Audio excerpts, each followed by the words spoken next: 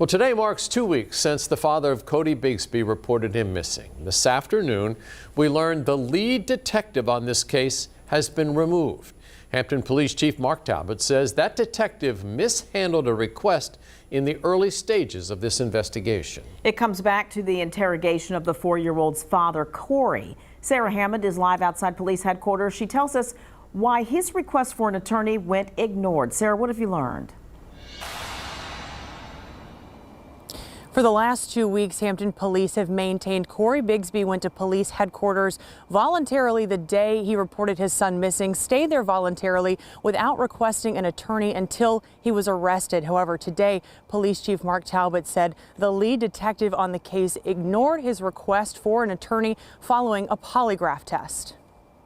2 weeks after Cory Bigsby reported his son Cody missing, there's still no sign of the 4-year-old. It has been 14 heart-wrenching days. Before he was arrested on unrelated child neglect charges 4 days into the search, Hampton police repeatedly said Cory Bigsby was at police headquarters and had not requested legal counsel. Now, Chief Mark Talbot says after reviewing 100 hours of video, that's not necessarily true. But we have our own obligation here.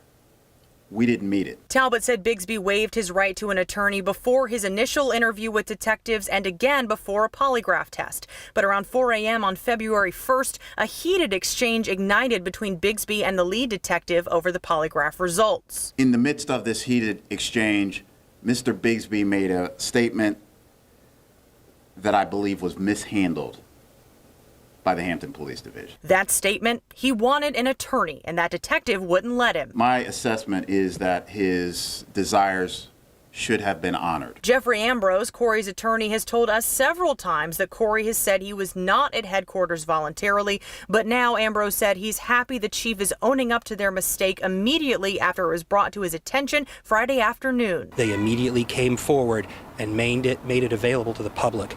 I think says a lot about this police department, and I gotta say I'm very proud to be a citizen of Hampton today. I think they've handled it well, given what happened. Chief Talbot says nothing that has happened has shaken his confidence that they are focusing on the right person when it comes to Cody's disappearance. But I'm disappointed that we have done anything that may have slowed us down on our quest to bring justice to this child.